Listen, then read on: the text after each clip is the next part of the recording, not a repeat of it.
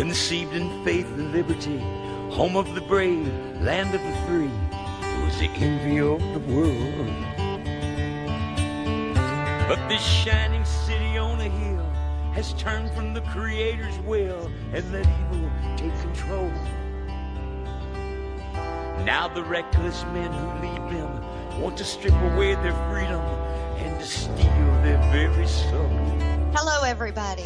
Welcome to Resurrect the Republic. Dirty Uncle Sam on RBN Network. I want to welcome tonight Eric Hughes with Courtroom Observers. Eric, are you there? I am here, Lorri. Thanks for having me. How are you tonight? I am doing wonderful tonight. How are you? Good. Well, I mean, it could be better because after observing the courts and the evil that's going on in there, it's a difficult situation, and that's why there are shows like this one. Absolutely, and we really want to thank Resurrect the Republic, Dirty Uncle Sam, as well as RBN for allowing us to cover situations like this. Last night on the show, we covered common law grand juries and the difference between presentments and indictments, and we covered the lawfulness of the common law grand juries and of the people. So tonight, I want to cover and explain a little bit more to the people the difference between the de jure and the de facto. And I want to join that in with the people so that they can understand exactly what it is that you do as well.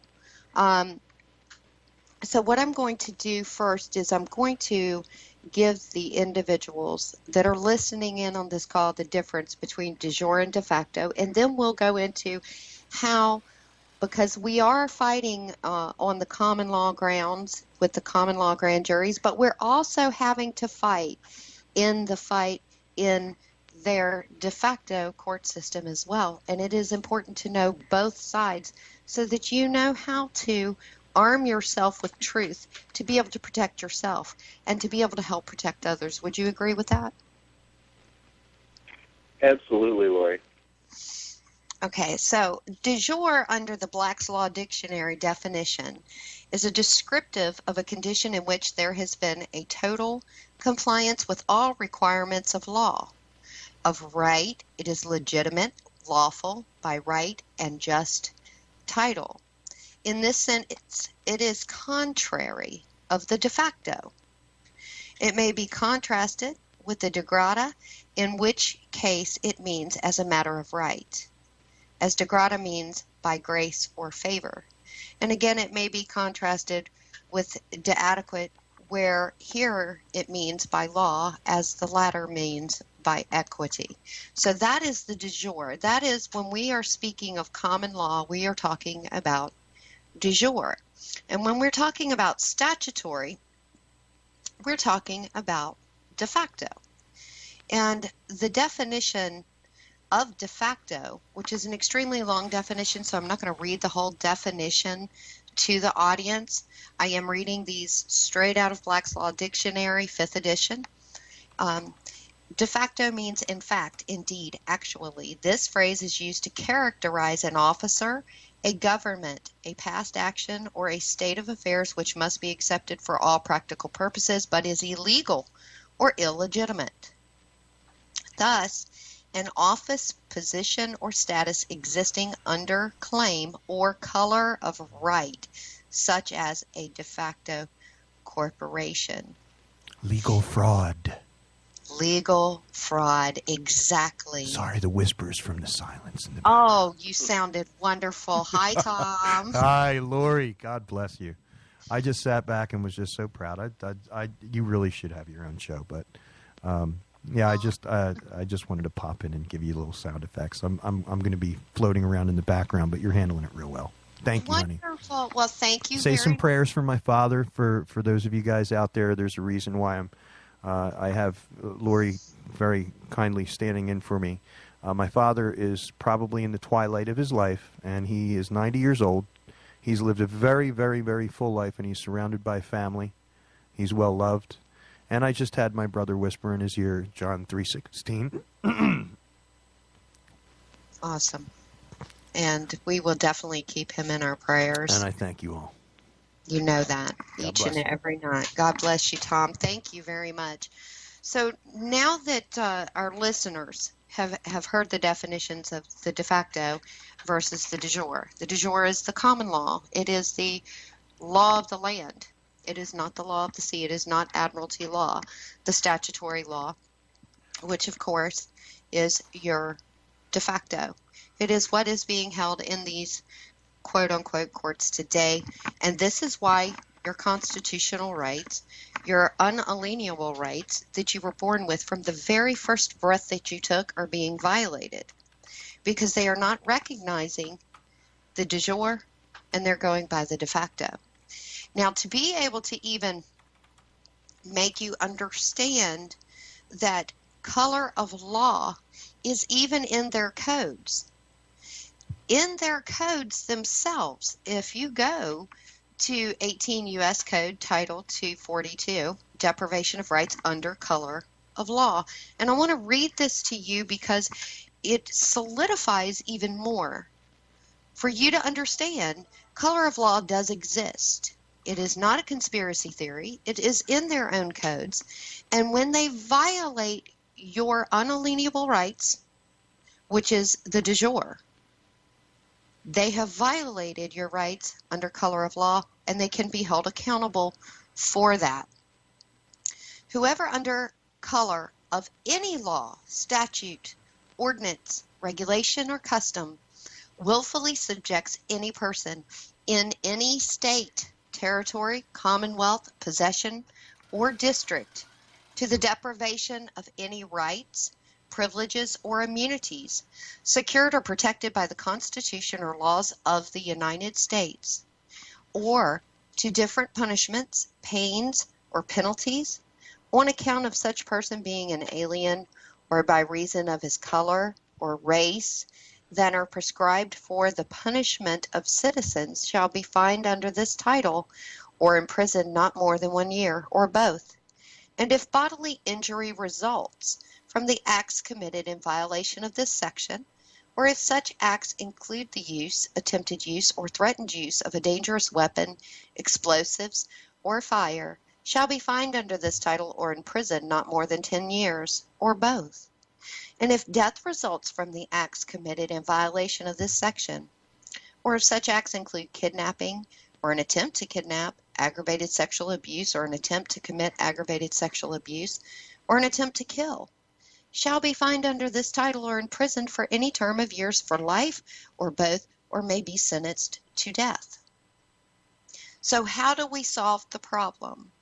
One of the ways that we are working to solve the problem in the de facto, which is not the common law courts, it is the court system that is very active today, that continues to violate individuals' rights. Eric Hughes, along with courtroom observers, have been very successful in helping individuals with their cases. And Eric, would you like to explain to the audience exactly what it is Courtroom Observers does?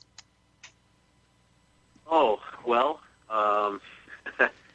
we attempt to bring justice, which is woefully lacking, common law justice, natural law justice, which means there has to be a victim to a crime. You're getting pulled over for going 45 in a 35, and you're not hurting anybody, and no one's called to complain about you speeding, and you're not posing any immediate threat, and there's no victim. You should not be getting little yellow tickets from your local police, which are no more than contract agents. And the New York State Police at the Police Academy in Albany are being taught almost exclusively, other than the physical training, all their in-class training is contract law. Everything's contract law.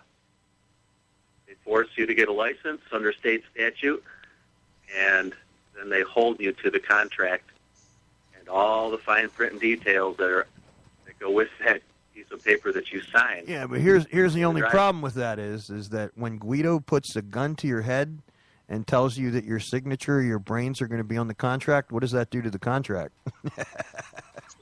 I believe that would be under duress. You can sign. You can put under duress as you sign your name. Some places will then challenge you, and it's sometimes sometimes been it there. takes, Yeah. you basically, we hold their feet to the fire, and at every turn in life you have to hold any agent of government, and these are all private. Don't forget, we were dealing with private incorporated entities. Yeah.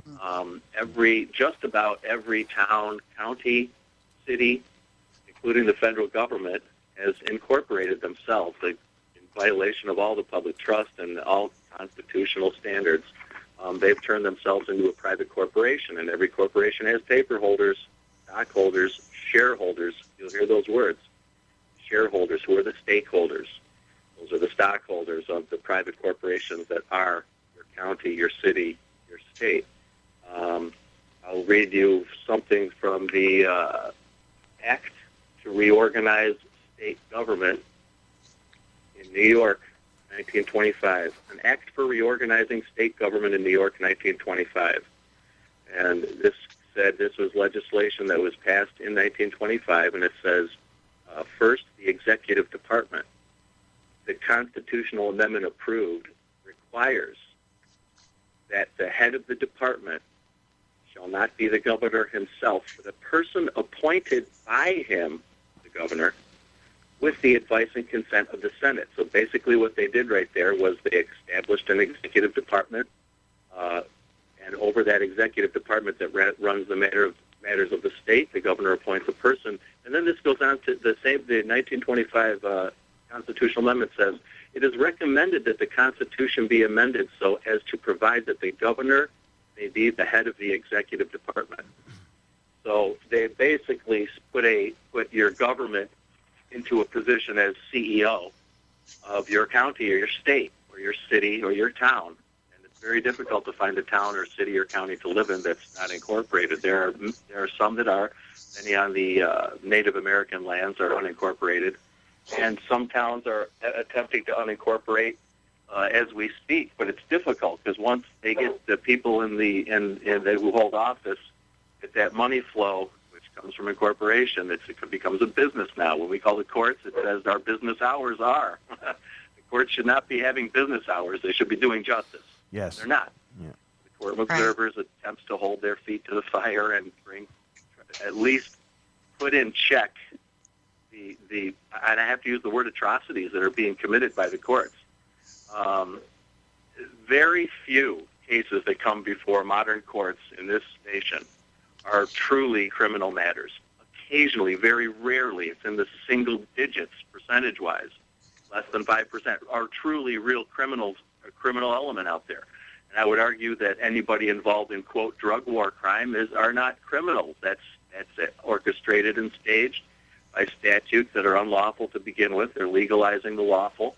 And we've already been through this with Prohibition. Prohibition was repealed, and simply reinstating laws against certain substances, whether it's alcohol, whether it's cannabis, whatever, what have you, are simply reinstating the unlawful prohibition that was repealed.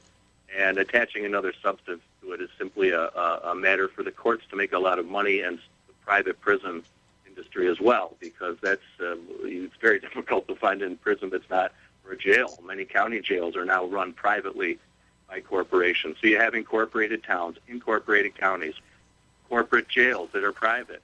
They just want to make money. One of our observers was locked up for asking a cop for his oath, a high sheriff for his oath. And while he was in there, he said he met a gentleman who was in for 79 days for having expired tags on a car. It was only a $100 fine, but he didn't have the $100, and nobody else came up to, So imagine 80 days in jail just for having improper tags on a vehicle, and on a $100 bail charge. So things like that. I mean, that's the majority, the preponderance of what's going on in the courts. I've talked to people who get out recently, and they say everybody in jail was in for either getting back behind on their child support, expired license, driver's license, or suspended license, or saying the wrong thing to the judge in court. There wasn't one criminal in there. I couldn't find one for most people. It's very rare to find real criminals. So for all the judges and the sheriffs and the police who are all now trustees and stockholders and shareholders in their incorporated counties and their incorporated courts. So now they're a money-making entity now. Like they're going to look at us as an entirely different animal. So, do you find that's kind of the... excuse me, do you find that when the courtroom observers, what I have found with my experience is when I go into the courtroom a lot these days, usually nobody is sitting in the seats. So when the courtroom observers get involved, obviously a lot of behinds get in the seats. And do you find that makes the police officers and the court system itself and the judge nervous, where they're more apt to not cross that line? Big time. I watched, well, there was a classic case of one gentleman I know here in the upstate New York. He got a speeding ticket from the state police. We had quite a few people there, and the trooper didn't show up to testify in court, and they had to drop the matter. And as soon as we all walked out of the courthouse, and we were all out in the 15 of us, which is a pretty decent-sized crowd for a small court, on a Tuesday morning at 10 o'clock, when most people are working.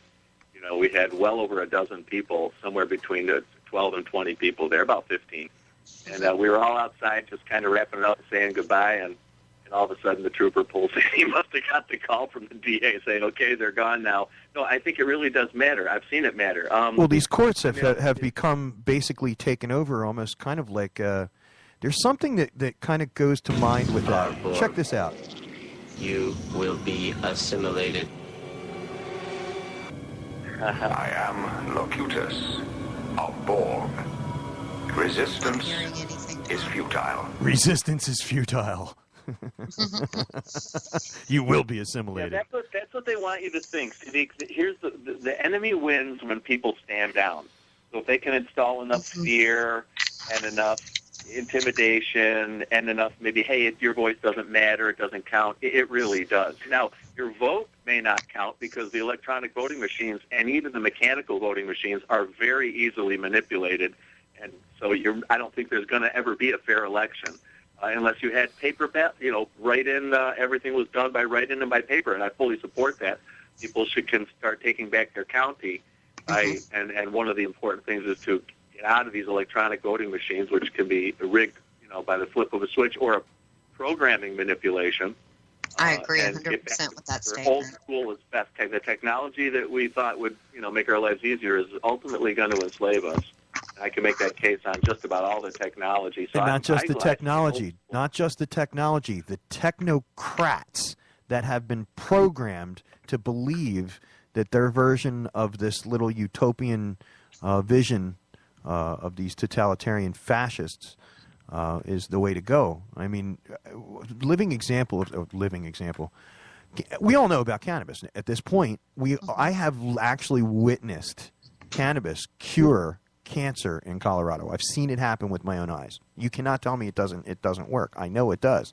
So we know that we have this incredible push for decades to keep. Now, see, and one of the reasons why I'm really against any kind of legalization at all, because what all this is a guise for opening up head shops to keep people puffing the smoke rather than going any quicker to the oils which actually cure them.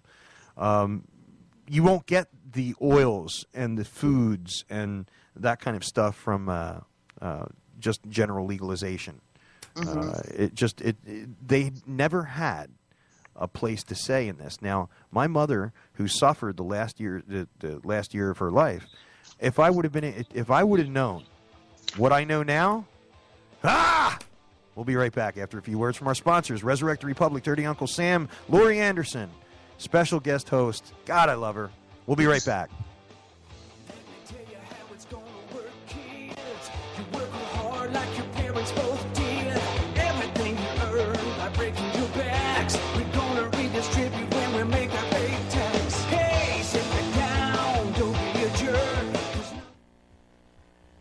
We are the American Freedom Party. This is the most urgent time in the history of Western civilization. In the year 1900, white people of European descent comprised 35% of the world population. Today it is less than 9% and falling fast. Europe is being overrun with Middle Eastern immigrants, and America's founding stock is rapidly being replaced with third world peoples from around the globe. For the last 50 years, every influential institution in this nation, our schools and universities, our media, our churches and our employers have promoted policies and principles that teach whites to be ashamed of their great heritage and birthright. We, who in the 1950s, the 1960s, and 1970s were the world's dominant force, are now so afraid of being called racist that we were quailing towards irrelevance and extinction.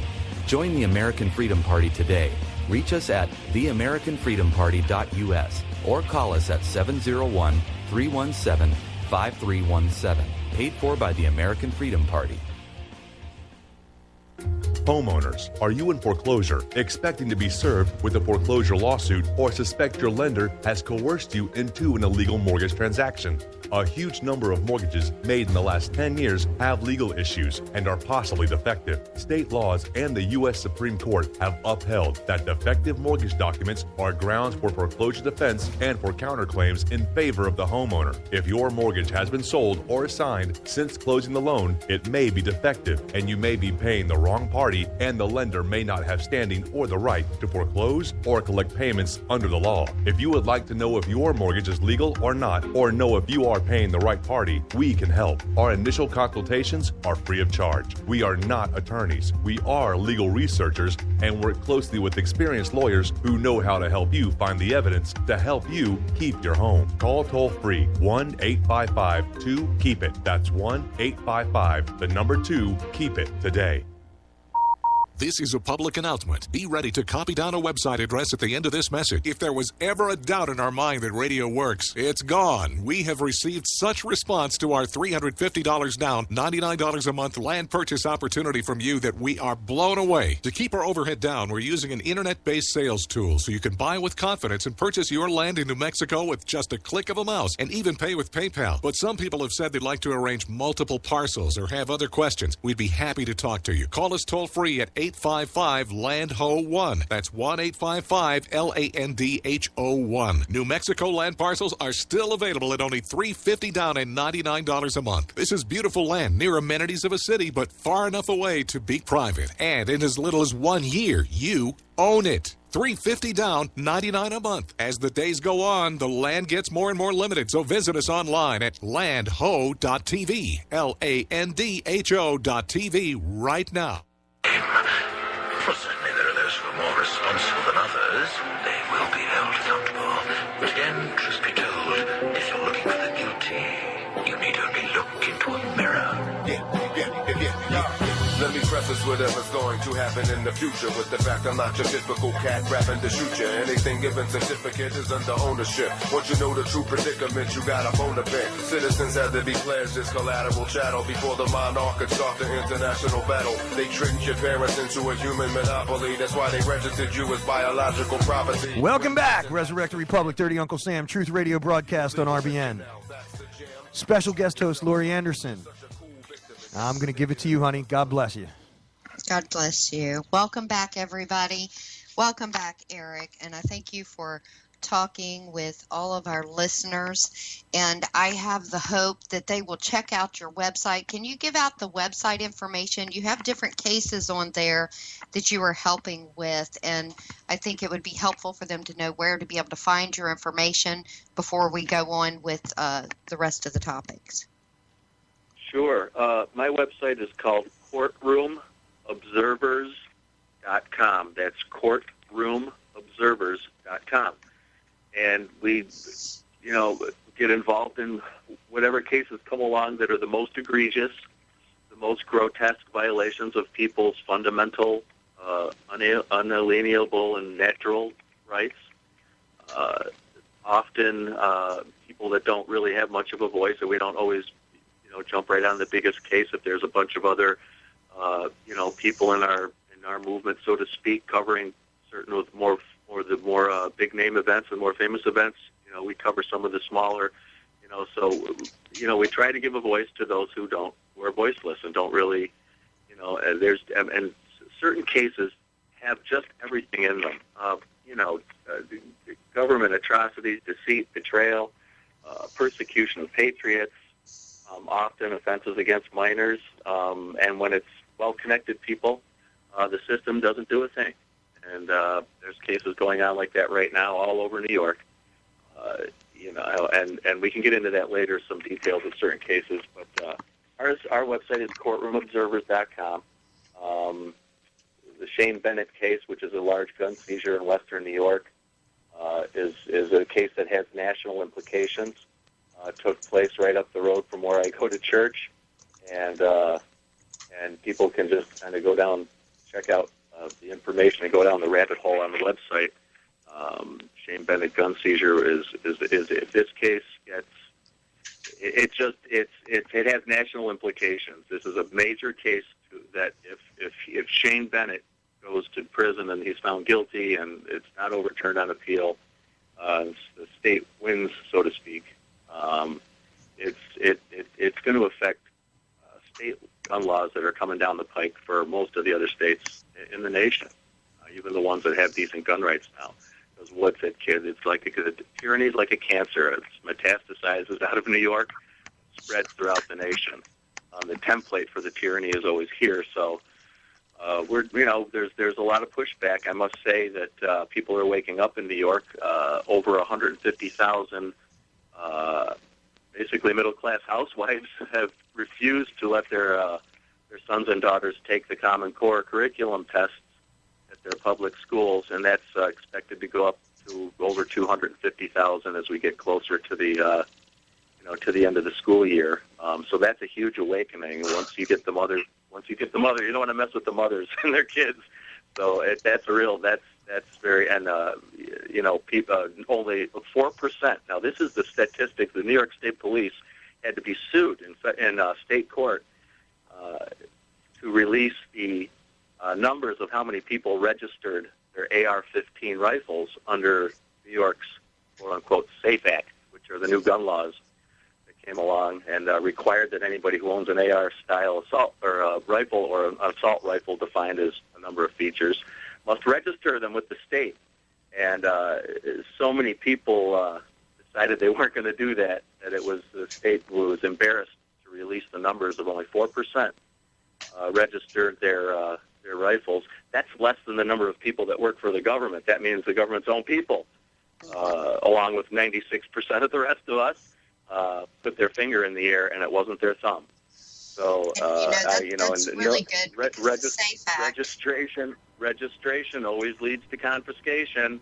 Absolutely. Your history, those who don't know history are doomed to repeat it. Well, and it's in line, almost word for word, the way that the UNSATT is set up, and the UNODA for the confiscation of weapons and destruction of it. They want to destroy our rights. We'll be right back after a word from our sponsor.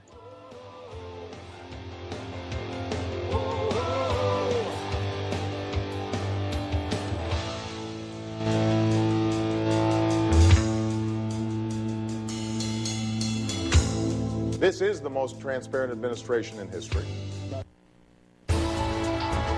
You are tuned in to the Republic Broadcasting Network. Visit our website by going to republicbroadcasting.org.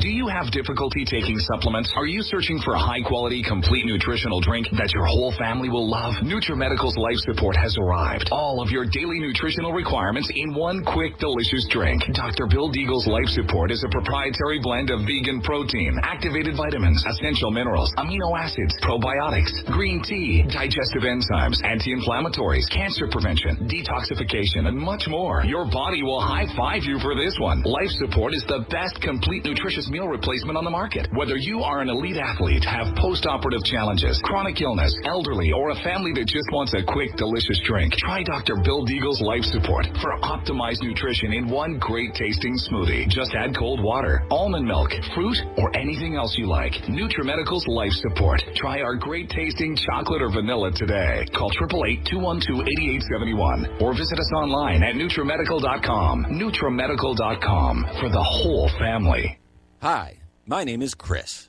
Since the 1970s, I have been actively making products available that support good health. What makes my juices flow is helping mankind get healthy. Today, I'm going to tell you about a product that will help your juices to flow. I am excited to recommend Dr. Miller's Holy Tea to you. Even if we are eating a clean diet, these impurities are entering our bodies. Holy Tea moves these poisons that are creating havoc with our health out of our bowels. It works on the whole digestive system. The 5 tasty herbs are combined to provide an amazing detoxifying and healing tea that will rid your body of the pollutants and soothe your digestive tract, and in some cases, help you lose weight. It is critical for our health to move all of the environmental toxins from our bodies. The Holy Tea can do that. As a hydrocolon therapist, remember, with every BM, you're supporting RBN. www.holytea.org, 800-326-2001. Roberts & Roberts Brokerage believes that everyone should have some of their assets in investment-grade precious metals. Roberts & Roberts has been a trusted name in precious metals for nearly 40 years. Experienced investors will appreciate our personal service and low prices. If you're new to precious metals, we can help you find the products right for you. Give us a call today at 800-874-9760 or visit us online at rrbi.co. Roberts & Roberts Brokerage, when you're serious about precious metals. With autumn in the air, it's time to think about getting ready for winter.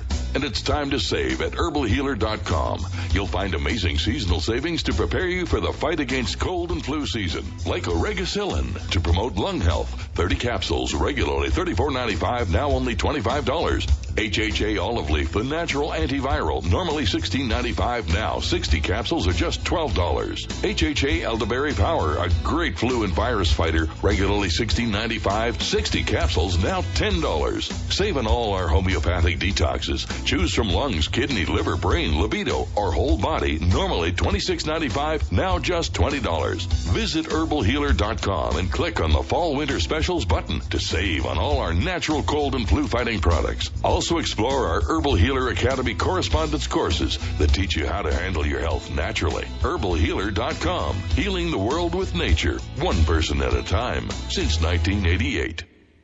For the most amazing, calming, brain-stabilizing, blood sugar, and natural addiction-breaking formula, try CalMind. Anxiety melts, panic is gone, sleep is restful, and you'll stay calm during stress. Better than booze, mind-altering drugs, or anti-anxiety, antidepressant, toxic medications, CalMind lubricates your mind so you'll sail through the day effortlessly. Order Dr. Bill Deagle's Nutridyne at 888-212-8871 or NutriMedical.com and listen to the NutriMedical Report on GCN with open lines every weekday. NutriMedical, bringing nutrition and medicine together.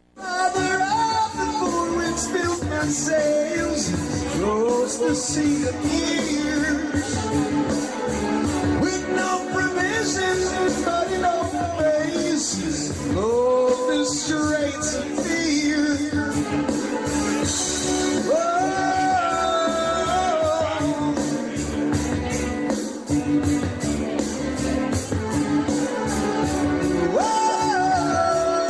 Welcome back to Resurrect the Republic, Dirty Uncle Sam Radio on RBN with Eric Hughes of Courtroom Observers and Tom Lacavera Stewart, and of course me, co-host today, Lorri Anderson. I wanted to ask you a question, Eric, because I know even with the Bennett case that you were just discussing, because a lot of attention has been drawn to this unconstitutional issues. The state nor the federal government was ever granted the rights to dictate to individuals about gun ownership, nor actually about marijuana in and of itself. Have you noticed that? This is something I have noticed in the courts when I go sit down and try to observe, to be able to help be a body in a seat to try to hold them accountable for their actions. Do you notice that these judges now love the signs of no recording, and they absolutely really want to work in the dark and violate the most fundamental right of recording and the First Amendment? Do you notice that? Oh, absolutely. They're scared to death of the camera. The camera is a better weapon than a gun by a long shot.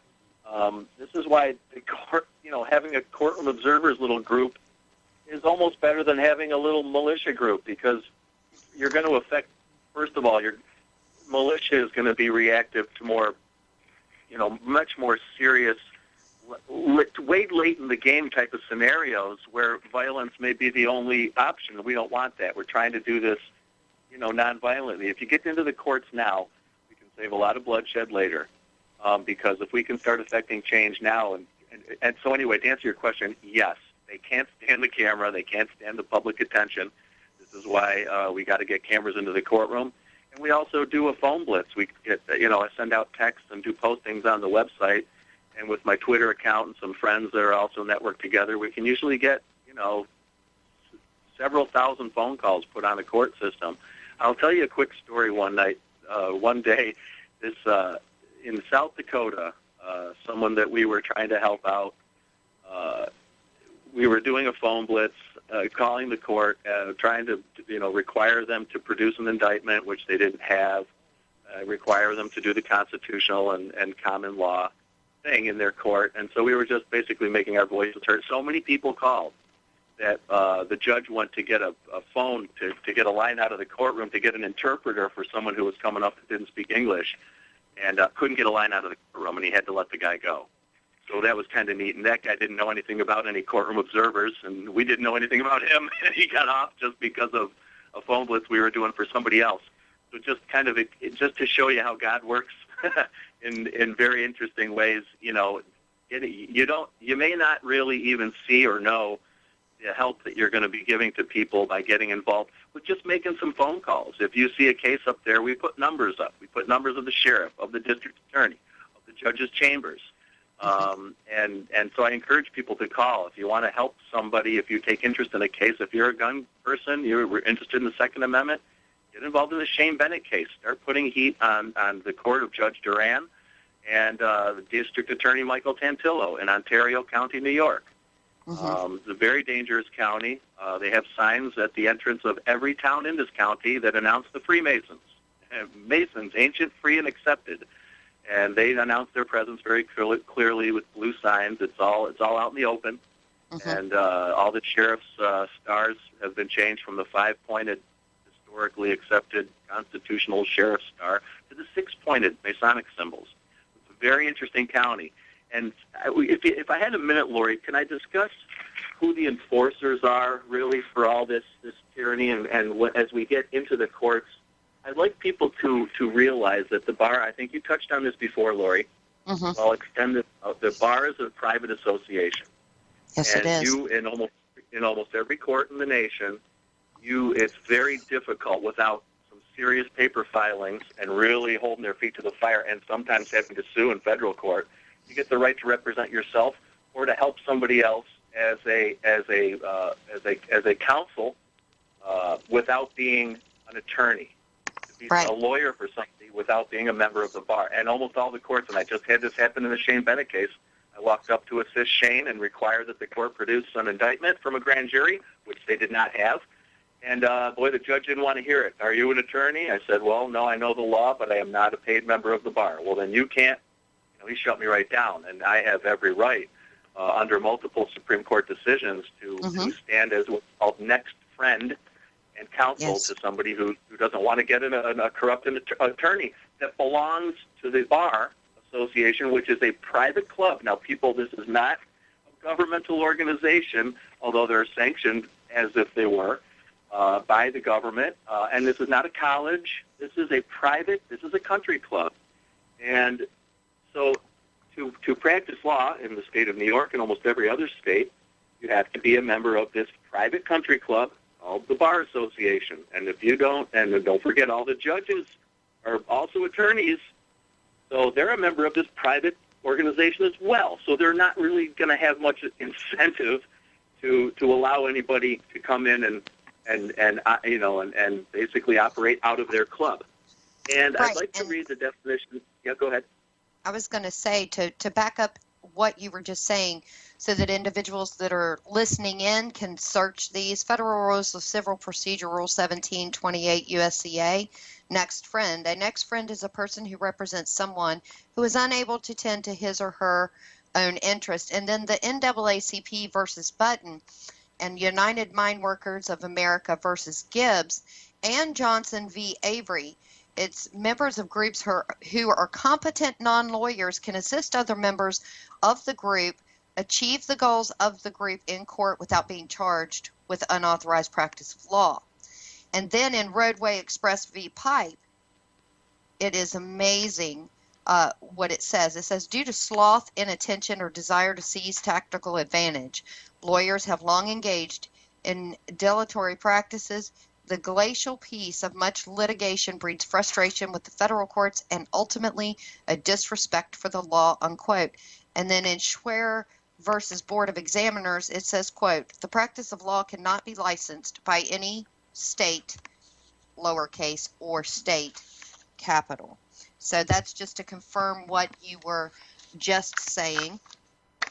And this is one of the things we strive to do on this show, and what you're striving to do is the educational purpose of it. We do have 2 callers on the line. I want to go ahead and take those calls, and then we'll get back to some more things that we can do joining together, as well as our listeners joining together on how we can stand together to help stop the corruption. I would like to go ahead and take Ed from Kentucky. Are you there? Yes, ma'am. Hi, guys. How you doing, Eric? How's New York? Hi, Ed. Welcome. Friend Ed? Yeah, and I'm back in Kentucky. Oh, Right, that's Ed. wonderful. Hey, Tom. How you doing, brother? I got a little interesting tidbit to share with your audience, if you don't mind. Go ahead. Find this very interesting. It's called the Dick Act of 1902 cannot be repealed. Gun control forbidden. Protection against tyrannical government. The Dick Act of 1902, also known as the Efficiency of Militia Bill H.R. 1165-4 of June 28, 1902. Individuals makes null and void, invalidates null and voids, in parentheses, all, in big capital letters, so-called gun control laws. All members of the militia have the absolute personal right and Second Amendment right to keep and bear arms of any type and as many as they can afford to buy. And that's an actual. Yes, Wow. I have The the Dick actual Act, the Dick Act is very important. Yeah, and I wanted to just throw in there on that same line of thought there, Ed. It's, I don't know if I haven't researched all the states, but I know in New York there is not only a constitution, a New York State Constitution, which has its own Bill of Rights. There's a statutory Bill of Rights, and I believe, Lorri, wasn't it Article 2, subsection 4? Yes, it was. Or Article 2, subsection 4 stated the right of the people to keep and bear arms cannot be infringed. Cannot. They even made it a little more firm than the word shall. They changed the word cannot. Well, let me just. They're still infringing. Trust me. Can I jump in there for a second? I had listened to Scalia right after he was most probably murdered. De facto or not, he was still a man, and for whatever other reasons, his autopsy was shucked. Anyway, he offered an explanation of the Second Amendment that I think is rather prudent, and he basically explained it like this: the right of the people to keep and bear arms is being necessary for the security of a free state. The right of the people shall not be infringed. The reason this was a pre-existing right that the government did not give, if you trace the history back into England, into Scotland, to the Catholic kings, essentially, and this is where the origins of the Second Amendment came from, and what the Catholic kings did, and they had a militia. All their people were the militia, just same thing. What the Catholic kings did was they banned guns of anyone who didn't support the Catholic Church. There is where was born the premise for the Second Amendment would come in the future. So without understanding the absolute crucial history behind why things came into being, many Americans have been propagandized to believe that because the Bill of Rights has a Second Amendment on it, they transfer, and they use this term all the time, and it drives me nuts. Second Amendment rights. There is no such thing. There is a Second Amendment restriction upon government for ever coming near any of our arms. And that means friggin' cannons if we want to have them. Yep, absolutely. End of story. I want to add to that. I understand what the gentleman's saying about the Dick Act of 1902 because there's been a lot of things thrown around about the Dick Act of 1902. There's been a lot of articles out there. Some of them, excuse me, were actually misinforming people because of the ex post facto law. Okay, what that does is that retroactively criminalizes ex conduct. post facto?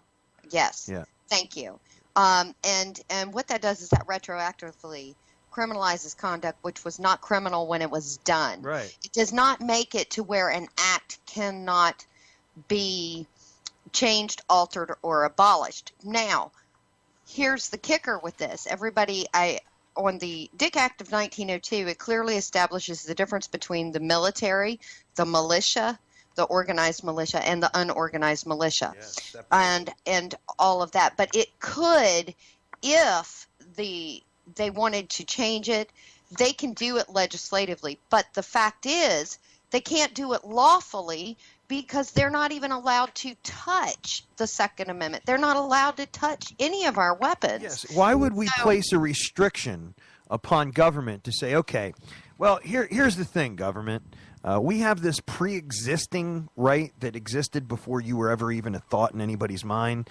So we're going to put that down on a piece of paper just so that you can come along later with some black-robed priest of Baal and just undo it because you feel so. It just doesn't work that way. Right. So the reality of it can't be repealed. Yes, technically it could, because ex post facto laws. That's just meaning that, okay, let's say that, I'll give a good example, just like the Bennett case, the SAFE Act, okay? It wasn't illegal to hold this certain weapon 2 weeks ago, but now it is illegal. So if you did it 2 weeks ago, they can't go back and charge you with something you did 2 weeks ago when it was lawful. That's what that means. And so, yeah, they could repeal it. But the point is, they're not supposed to be touching any part of the Second Amendment in the first place. They were never granted that authority. They were given limited authority, period. They're not even supposed to be outside of their 10-mile square if you're talking about the federal end of it, because the federal end of it, that corporation that sits in Washington, D.C. on the District of Columbia, is supposed to remain in 10-mile square, Article 1, Section 8, Clause 17. And anything at the seat of government, you can check 4 U.S. Code 72, and that solidifies it. Any of them at the seat of government, they have to remain inside the District of Columbia. They don't have the authority to tell individuals what to do. It was a contract between the states and the central government. That's it, not the people. So I appreciate you bringing that up, though, because I love the Dick Act of 1902, and a lot of people have not read it. And you can get that in at the archives in the federal government site, the actual archive of the Dick Act. Or you can go to resurrectedrepublic.com and click on the Dick Act. Oh, you've got that in there. I apologize, Tom. I sent this a copy to my friend, and he's a disabled vet like I am. Mm-hmm. And he got it. He downloaded it from his printer, mm-hmm. and his sister works at Kinko's. Mm-hmm. And he says, I want this made into a banner. Yes. Nice. And he right. measured the front of his house, and he hung it right out in front of his house. Yeah. Absolutely. Do you know a state trooper was driving, because he lives in a rural area, state troopers drive through the countryside. He saw that and stopped, knocked on his door, and he says, what the hell? He says, you can read, right? He says, now. Awesome. I'm glad you brought that up, Ed. I appreciate you bringing up the Dick Act. It's nice hearing your voice again. And before you go to the next caller, Lorri, I wanted to just finish out the line of thought. It was brought up, the disarming of the Scots, and how far back this idea of disarmament goes. And let me read you the definition. And this ties in with the bar. Bar Association is a private group that attorneys are forced to join to be able to practice law in the witches' court. Hang on one second there. I want you to get that full thought out. We have to go to a break, and we'll be right back. Just hang on to that thought. I want everybody to hear that. Resurrect the Republic, Dirty Uncle Sam.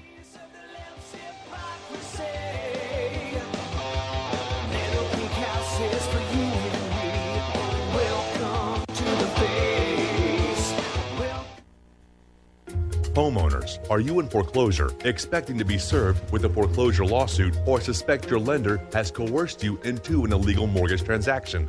A huge number of mortgages made in the last 10 years have legal issues and are possibly defective. State laws and the U.S. Supreme Court have upheld that defective mortgage documents are grounds for foreclosure defense and for counterclaims in favor of the homeowner. If your mortgage has been sold or assigned since closing the loan, it may be defective and you may be paying the wrong party, and the lender may not have standing or the right to foreclose or collect payments under the law. If you would like to know if your mortgage is legal or not, or know if you are paying the right party, we can help. Our initial consultations are free of charge. We are not attorneys. We are legal researchers and work closely with experienced lawyers who know how to help you find the evidence to help you keep your home. Call toll-free 1-855-2-KEEP-IT. That's 1-855-2-KEEP-IT today. Hey folks, Life Change Tea here, reminding you that colds and flus suck. Feeling lousy sucks, and allergies really can be annoying. What if you could change that? What if you could drink something that changed the sick and tired scenario? Well, you can change how you feel with a little help from Life Change Tea. Life Change Tea is a drink you make, you control, and you drink. There are 8 organic herbs that blend together and give you what you need to fight the flus and colds of this world. Less sickness is more relief. Life Change Tea can help with high blood pressure, constipation, high cholesterol, and much, much more just by drinking the tea. Read the numerous testimonies at getthetea.com. If you're tired of feeling lousy, order right now at getthetea.com. That's getthetea.com. Or you can call us at 928-308-0408. That's 928-308-0408. If you've heard this commercial more than once and someone's trying to tell you something, it's time to get well. GetTheTea.com.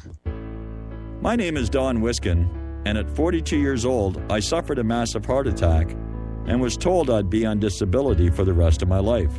What did I do? I created Extendivite, a garlic and cayenne mix of 7 herbs which rebuilt my heart and gave me back my life. For over 17 years now, I have made this formula available to you so you don't have to suffer the same thing I did. Clean your blocked arteries and strengthen your heart and boost your natural immune system. I'm 60 years old now and I still work every day. To get your Extendivite, call 1-877-928-8822. That's 1-877-928-8822 or visit heartdrop.com. Extendivite is only $69.95 for a 2-month supply of either capsules or liquid. Extend your life with Extendivite.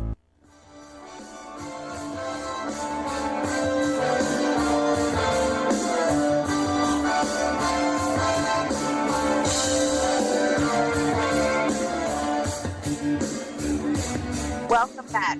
Resurrect the Republic, Dirty Uncle Sam Radio, with co-hosts Lorri Anderson, Eric Hughes from Courtroom Observers, and of course, Tom Lacavera Stewart.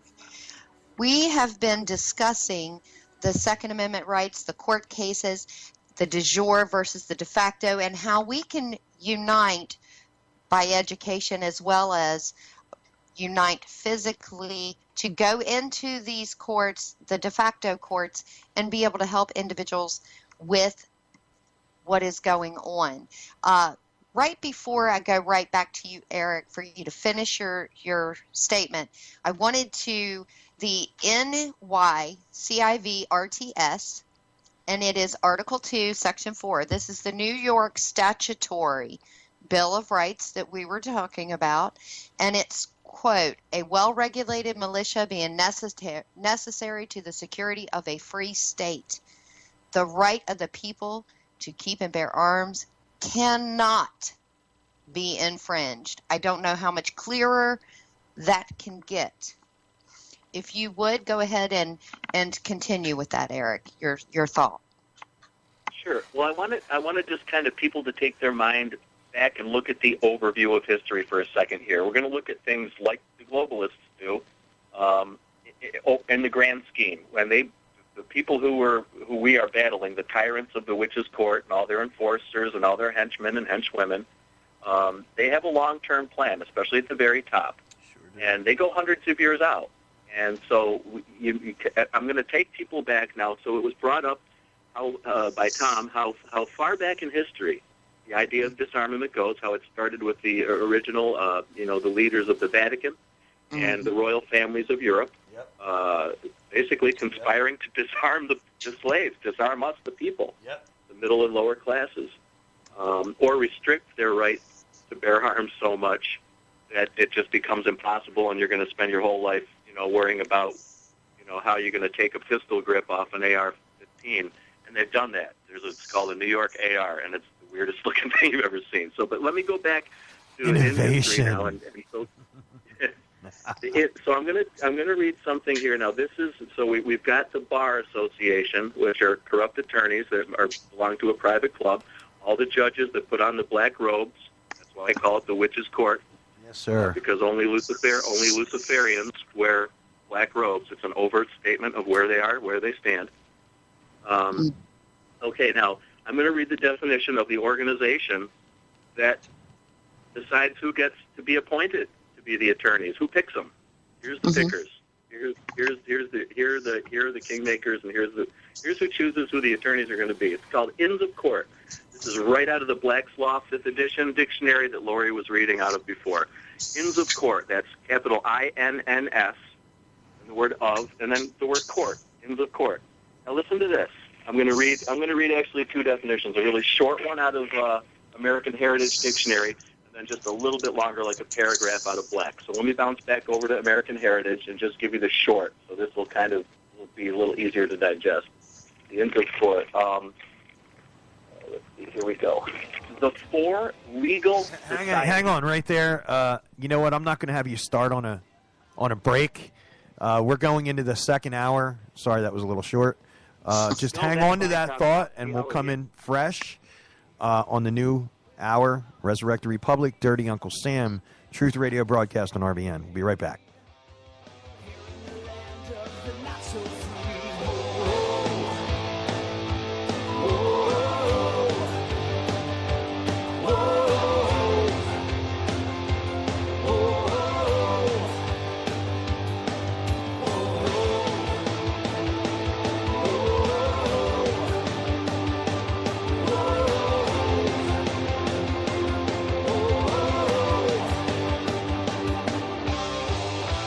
Interested in photo ops. Are you familiar with the term vigor, strength in body and mind? He pursued his tennis game with vigor, for example. Well, I hadn't, but I learned about it from Kurt Crosby. All right? And he actually let me take a scientifically proven free vigor test. And I got 13 out of 32, not very good. But I worked on it with him, and believe it or not, now I have a 29 out of 32 and improving vigor score. You say, Sam, what on earth is this scientific vigor score, huh? My response is you got to take the free test, available now. Get a hold of Kurt Crosby to learn about it. The number's 801-669-2211. That's 801-669-2211. Or email Kurt, C-U-R-T, at libertyroundtable.com. That's Kurt, C-U-R-T, at libertyroundtable.com for your free vigor test today. Kurt, libertyroundtable.com, or 801-669-2211. Vigor test, free, scientifically proven today. You're listening to Republic Broadcasting Network. Because you can handle the truth.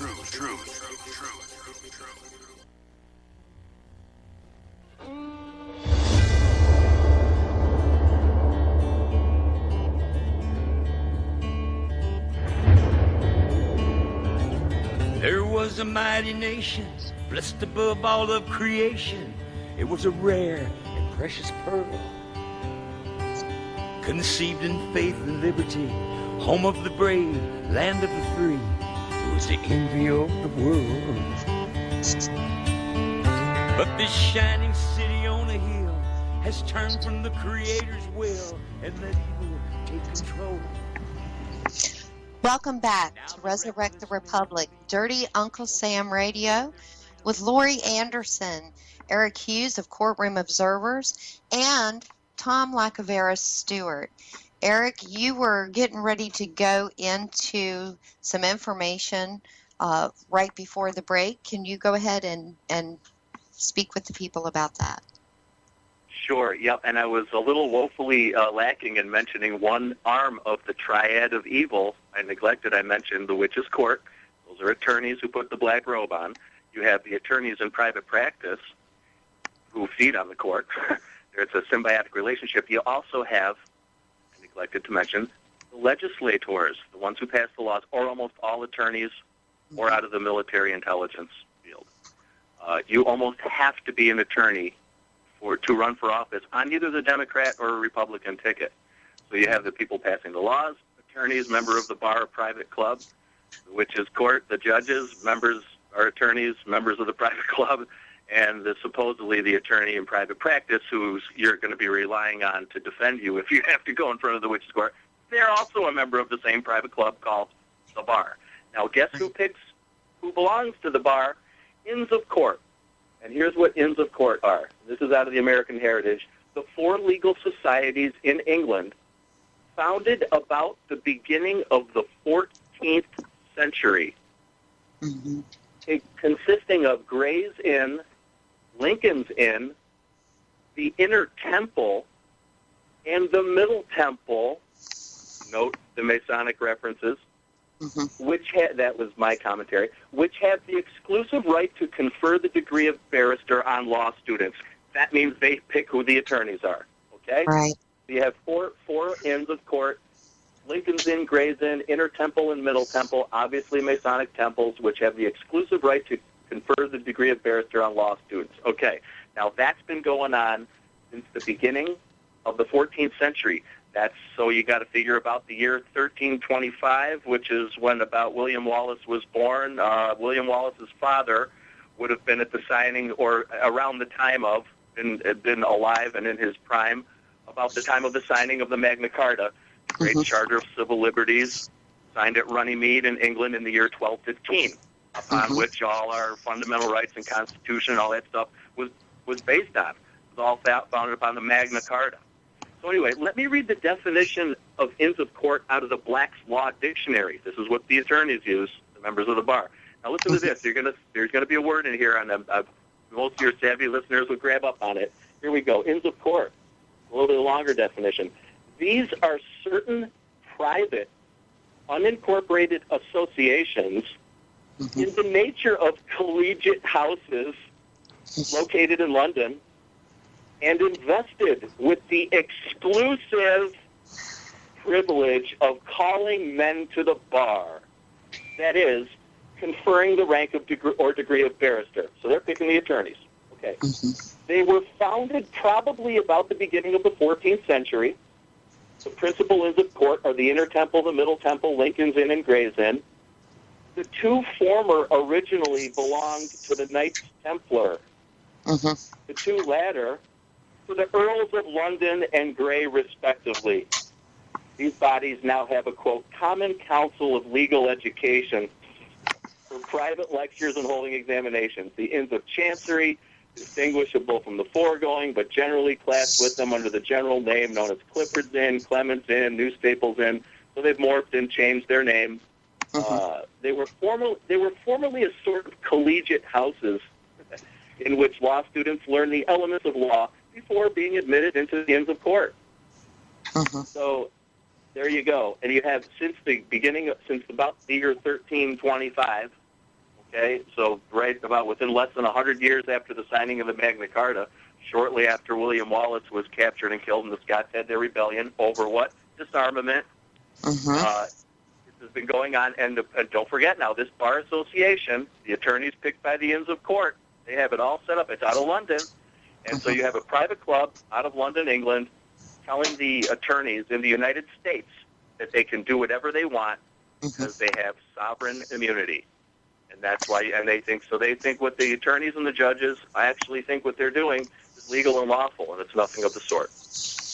Absolutely. And, going along with that sovereign immunity situation as well as the bar, that is one of the reasons that earlier they passed the original 13th Amendment, which was the titles of nobility, because these quote-unquote attorneys, if you notice, if you look behind their name, they're going to have a title of Esquire or something to that effect. They were fighting this same type of situation way back in the day when the Founding Fathers and even early in the 19th century and 1800s, they were fighting the same things, but they recognized them for what they were.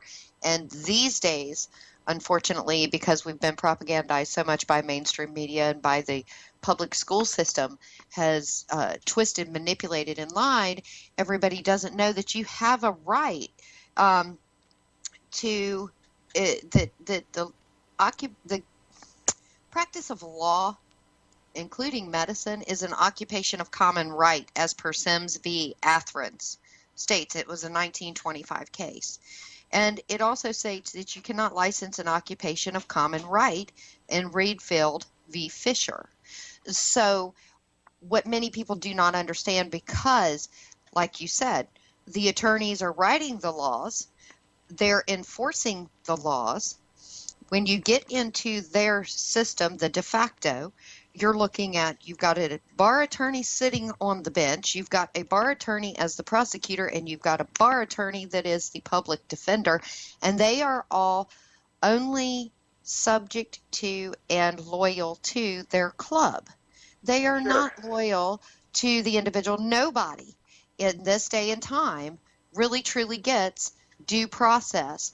Nobody gets a fair trial unless you're going to a common law grand jury. And that is one of the things, we've been discussing, trying to get people to understand the difference, but also to know how to fight them in both systems.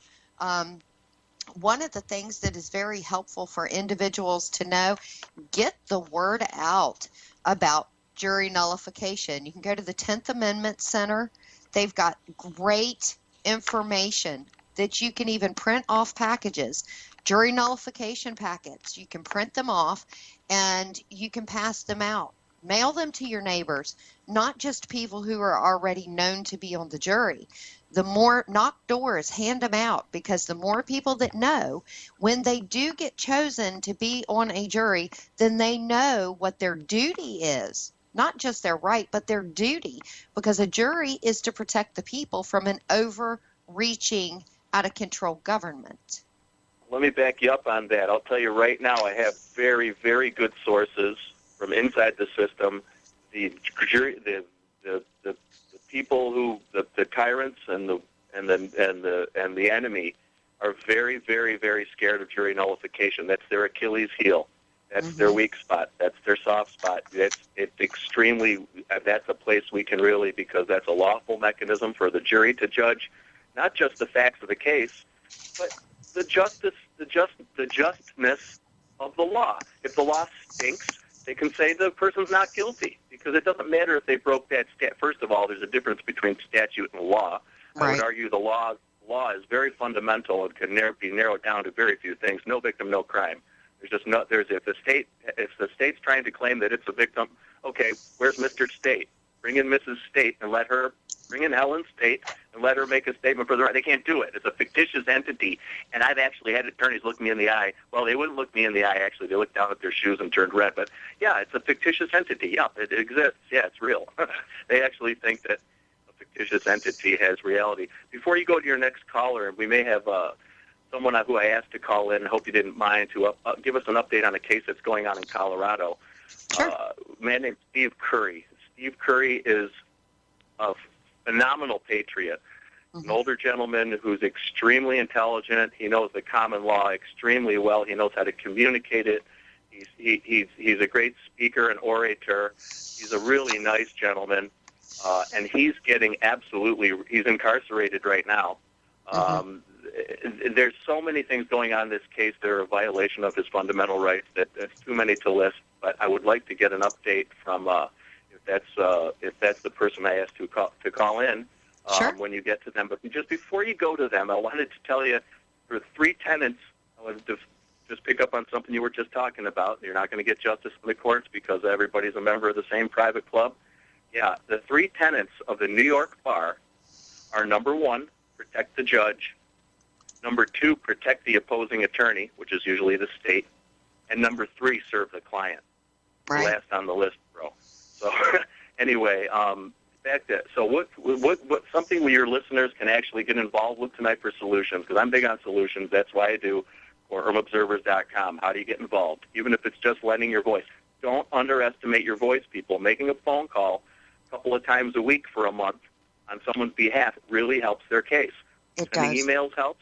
Actually, a written letter really makes a big difference. Spend 50 cents, help a patriot, send a letter to the district attorney's office or the court, and then require a response, that they reply to you and on that letter, or maybe send you a copy of an indictment. And, if there isn't one, that's going to kind of be uncomfortable for a court to get 1,000 emails and phone calls requiring. I would like to see you're a public servant. I'm out of state. This is, I'm following this case. It has national implications. Please send me a copy of the indictment. And then when they don't have that indictment, which they almost never do, very few people get indicted for the crimes they're being incarcerated for. It makes it very uncomfortable on the court to know that the public knows how corrupt they are. They don't like the spotlight of truth. They don't like the light of day.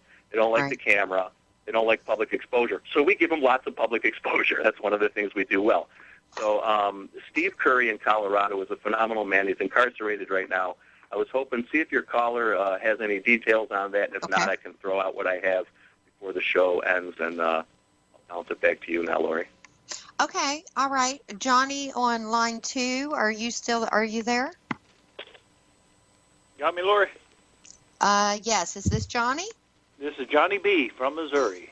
Welcome, Johnny. Welcome to the show. Thank you, ma'am. I appreciate Eric inviting me in and you accepting the opportunity for me to come forward. I've got a lot of information on Steve Curry. I don't know how deep you want to get into the situation, or do you just want the contact information for... Actually, give us a little bit of a rundown. What has happened with Steve Curry? Why was he arrested? Or the excuse of why he was arrested? Well, the reason he was arrested is kind of a very convoluted story. Mm-hmm. But suffice to say that he was fraudulently convicted on charges. He was trying to expose some fraud that was going on in this particular part of Colorado in some commercial contracts. Right. But he was sentenced to 500 hours of community service. Okay. To serve in 1 year. That's just a little over a third of a year of a full-time employee. Mm-hmm. And the average for a person being sentenced to community service across the nation is less than 50 hours. That's the average. So he's like 10 times the average. He was doing a lot of community service in the matters of the 13th Amendment, trying to expose the fraud that was going on in the commercial business in this area, and also the common law grand juries, and how to force bills of exchange and commercial liens against public officials to bring them back in, rein them in from their aberrant behavior.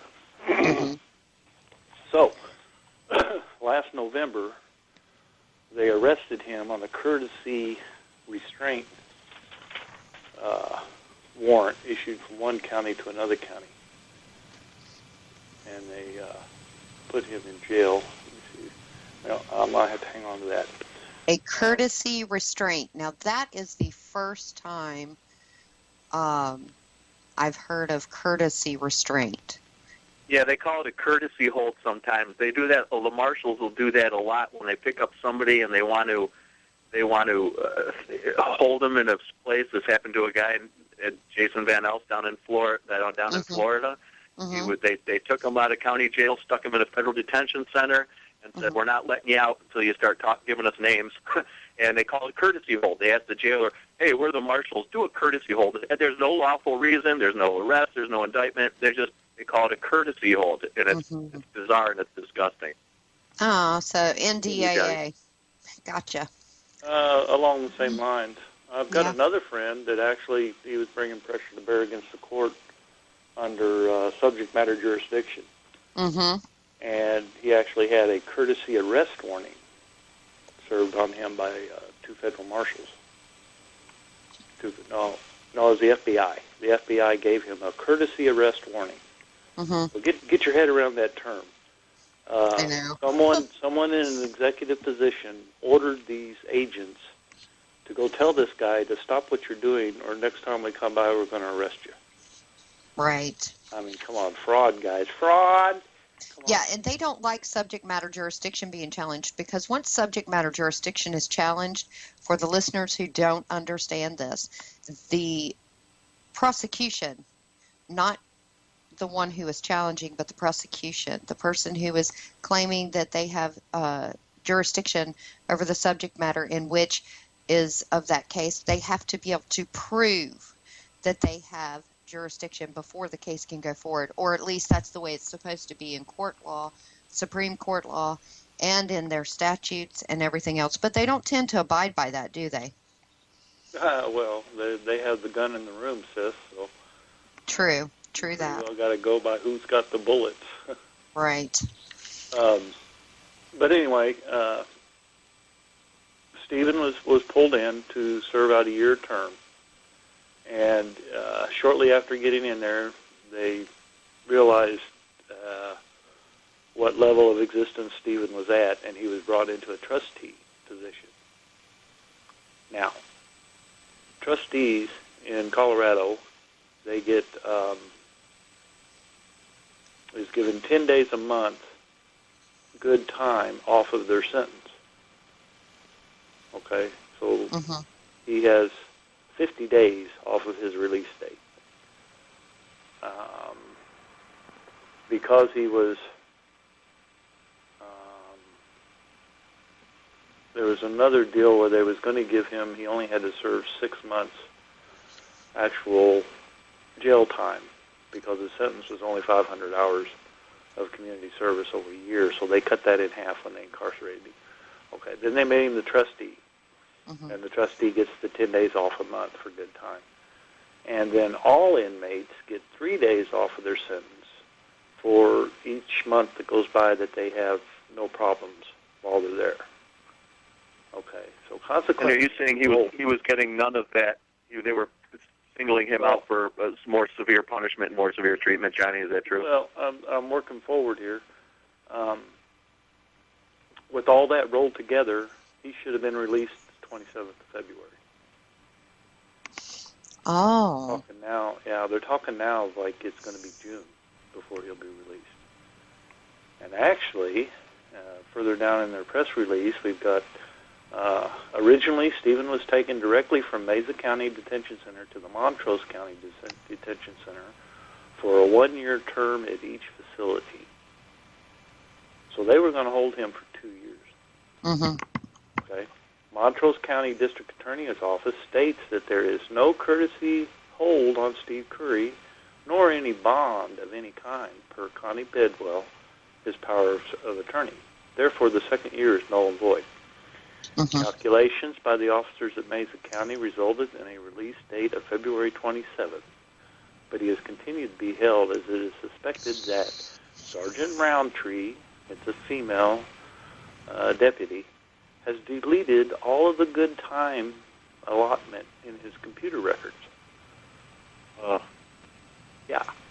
So they suspect that this Sergeant Roundtree is in collusion with Judge Henderson to keep Judge Curry in jail as long as possible. Now, Steve Curry is living the high life right now. He is teaching not only the inmates but also the deputies on what constitutional living actually is. Right. As far as they understand it. I mean, they get nothing but raves from the deputies and the jail staff that they talk to. What kind of numbers would you like to bring forward, Eric? I mean, I could start with... Johnny, if you had the number, I think definitely the judge, and the judge and the high sheriff of that county, because that sheriff ultimately is the chief peace officer in a county or subdivision. That's according to LegalDictionary.com. That doesn't say except the state police or other than the FBI. He's the big chief and needs to start acting like it and doing the constitutional thing. It's too bad if these sheriffs are scared. Then don't be a sheriff. They're going to have to be held to the fire. We need to blanket him with phone calls. We need to require, and use the word require. Don't ask. Don't be polite. But don't be too, we've got to remember these people, we try to treat our enemies with kindness, but we still realize that they're the enemy. And we need to be forceful and firm, polite, non-threatening, don't swear. Anybody who swears or threatens is not with the courtroom observers. A federal judge mentioned us at the release hearing of Stephen Dean and said, I didn't see anything threatening about all these phone calls we're getting. I don't see any Al-Qaeda here. All I see are people who care about Stephen Dean. That totally shot down the government's argument that patriot equals terrorist. We know that's a bunch of BS, and they try to play that game. The word terror and the word terrorism, originally, in the original Oxford English Dictionary, it was government by intimidation. It was the word was derived from what government does, not from what an individual or even a group of people or what an army or a special forces unit or some mercenary outfit does. That word was specifically designed and defined for government, and that's what they do. Of course, they try to flip everything back and put it on the people. Now, of course, the people are everybody's a potential to in the eyes of ignorant people and people calling themselves law enforcement when they're really peace officers. They start thinking that everybody out here is a potential terrorist and the government can do no wrong, and it's just a really upside-down way of looking at things. So we try to put things right, put common sense on our court, require them to send you a copy of an indictment for Steve Curry. I guarantee they don't have any indictment on Steve Curry. The Constitution says there must, in the criminal matters, there must be a bill of presentment to a grand jury, and then a true bill of indictment, a letter of indictment, which is then presented to the sheriff who arrests the person, and we move forward with a trial by a trial jury. But the grand jury comes first to require an indictment. And like I said before in this interview, there's grand jury indictments are woefully absent in about 98 to 99% of the criminal cases in this nation. And we have to put an end to that. This is why people need the knowledge they get from Lorri, from Tom, but let's go back to the matter at hand. Let's get involved and help Steve Curry. This is a real true patriot, and it's not just saying this. I've vetted Steve Curry, and he deserves, this is persecution of a patriot. We have to come to his aid. Go ahead. Eric, there's one aspect of that grand jury process that I'd like to bring forward that most people miss out on. Can you speak absolutely up do that, and then bit, give us the number of the high sheriff, and then when you're done with that commentary, Johnny, give us the number of the high sheriff and the witches court for that county, and the vicar general, because as I'm sure Tom knows, if he mentioned the Catholic Church before, the real power player, the real big cheese behind all the court, the judges and the sheriffs, is the vicar general. And we can talk about that after Johnny finishes with his comment, and then give out some numbers so people can help Steve Curry. Thanks, Johnny. I've got some numbers. I'll describe them to you as I go through. But speak up a little bit so that everybody can hear you better. Up, Johnny. Turn your volume up, Johnny. Nice and loud now. That's as high as I can go, guys. I'll just speak up a little. How's that? Yeah, that's great. Much better, much better.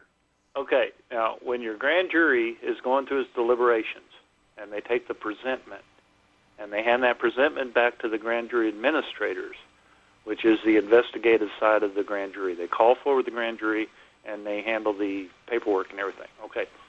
The presentment comes out, and it is the responsibility of the administrators to contact the person accused to come forward and provide remedy or cure for the injury. Mm-hmm. So the actual warrant does not get issued until the accused is found guilty and refuses to make reprimands or retribution for the injuries that they have caused.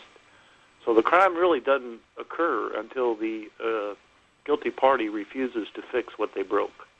Mm-hmm. Right. Everybody gets a chance to make things right, and then if that doesn't work, you go to the next step. Excellent point, Johnny. Excellent. Yep.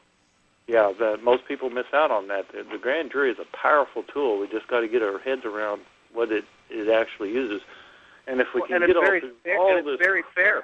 It's very fair because it kind of throws everything into mediation ahead of time, and you can almost always avoid a court confrontation with fines and criminal charges and all the crap they put on you if you go through a mediative type of thing that you just described. And the sweet part is, guys, the grand jury's initial job when they started out was to oversee our public servants. They wasn't supposed to be bogged down with all this baloney criminal stuff that goes on. That pretty well takes care of itself. They were supposed to be there to make sure that our public servants are serving the public and not lining their own pockets or not doing their job, period. So, anyway, we'll get on into this. What I've got for the Mesa County Sheriff's Office, if you're ready, I'll say the number twice. 970-244-3500. That's Mesa County, Colorado. 970-244-3500. And I have the acting sheriff, Matt Lewis, down in my information I got from Colorado. Okay, what's his number? That is his number. That's the main number for the sheriff's office. Okay, so Matt Lewis is the sheriff for the Mesa County, Colorado, and the number is 970-244-3500. Is that correct? Yes, ma'am. Okay, everybody, you want to get involved? You want to help individuals? You want to make a change? You want to be that change? Make some phone calls, find out some emails, and let's get some calls going on for this gentleman who is being held unlawfully. Do you have the court contact for the actual court, Johnny, the judge's chambers or something? I've got the number for the district attorney, and they've actually got a point person. Someone has found a contact within the district attorney's office that you can't get this contact from any information online. Okay. They have to transfer you over when you call in. Mm-hmm. But the number for their office is 970-244-1730. Repeat, 970-244-1730. And who would they ask for? The person you ask for is Danielle Warley, W-A-R-L-Y, Danielle Warley. And they will transfer you over to her office.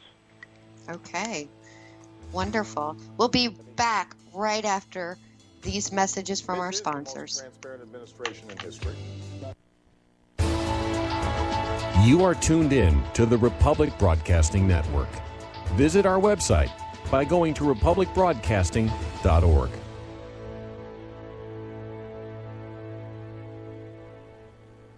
Corporate media dominates the American opinion. Finding independent voices that counter this avalanche is becoming increasingly difficult. With the endless corruption running rampant throughout our government, independent voices are needed more than ever to battle the offensive against our freedoms and liberties. As a listener of RBN, no one understands this concept better than you. Now it's up to you to do your part. The time has come for you to take action and begin broadcasting the truth to hundreds or thousands of people every month. Sound impossible? Quite the contrary. With pointed slogans from LibertyStickers.com, you can reach countless sleeping Americans unaware that they live in a real-life wonderland. LibertyStickers.com has a huge inventory of political bumper stickers and messages that reflect the truth about our government, our politicians, and the future of America. With so many in stock, there's one perfect for you. Visit us today at LibertyStickers.com. Again, that's LibertyStickers.com. Do your part. Your voice is important. Let it be heard. Dr. Joel Wallach, author of the famous health lecture Dead Doctors Don't Lie, presents his newest book, Epigenetics. Epigenetics is required reading for the very survival of Americans, and yes, all of humanity. Modern man has bet on the wrong horse to save them from disease and pestilence. The medical system has failed us fearfully. Join the health revolution. Buy Epigenetics today and receive a free membership to purchase all the products that Dr. Joel Wallach formulated at wholesale prices and receive a free CD of Dead Doctors Don't Lie. All this for only $25 plus shipping and handling. Call 888-311-4311. That's 888-311-4311. Again, that's just $25 plus shipping and handling. And you'll receive the new book, Epigenetics, a free membership, and a free CD of Dead Doctors Don't Lie. Call 888-311-4311. That's 888-311-4311. Recent events have shown just how vulnerable we are to deadly viruses, bacteria, and fungus. These diseases are all caused by infectious pathogens that often get the upper hand on conventional medical treatments. Now more than ever, there's a great need for a product that will help protect us. Look no further. Supernatural Silver can provide immune system support to help fight off these deadly pathogens. Supernatural Silver is a new and vastly improved type of silver solution that's safe and extremely effective against 143 types of bacteria, both forms of viruses, mold, and yeast. Supernatural Silver can be taken orally or used topically and can be used in a nebulizer or vaporizer for inhalation. With over 180 scientific studies by independent universities, hospitals, and research institutions, Supernatural Silver is a powerful weapon against disease. Go to supernaturalsilver.com and use the promo code SILVER2014 for 20% off your entire order. Give you and your loved ones a fighting chance with Supernatural Silver.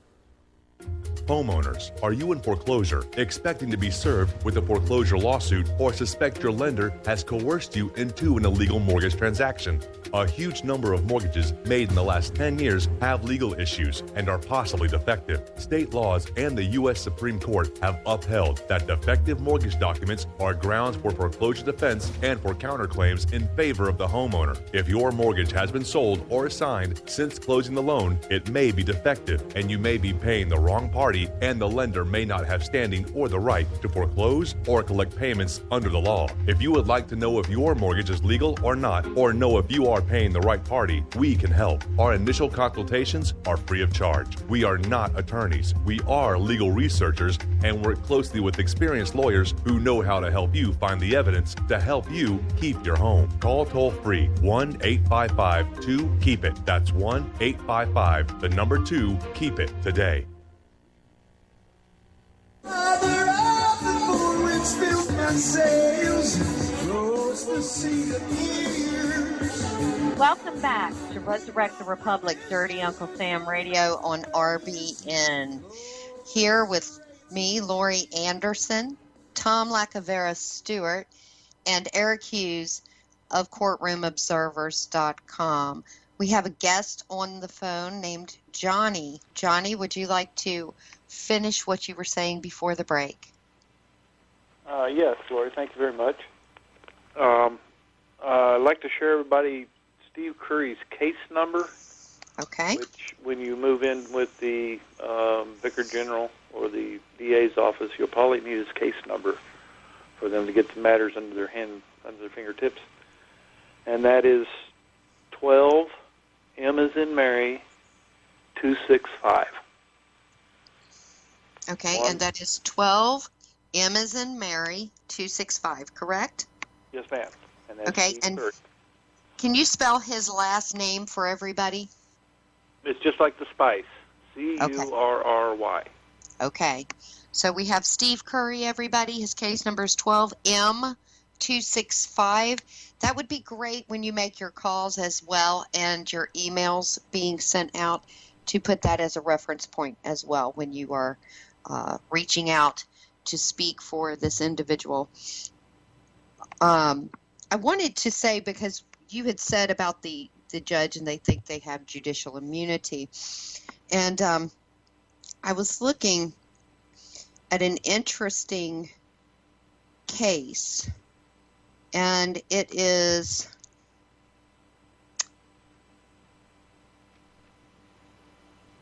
hold on one second on that one. I hit the wrong one. There we go. Scholler v. Rhodes. And it says, when a state officer acts under a state law in a manner violative of the federal Constitution, he comes into conflict with the superior authority of that Constitution, and he is, in that case, stripped of his official or representative character and is subjected in his person to the consequences of his individual conduct. The state has no power to impart to him any immunity from responsibility to the supreme authority of the United States, unquote. They are absolutely to be held accountable for their unconstitutional actions. This is one of the reasons that they take an oath. They take an oath to their state constitutions as well as to the federal Constitution. Hopefully that case may be helpful for individuals to be able to quote as well. Eric, did you have anything else that you wanted to add to this case? We have a couple of other callers on the line.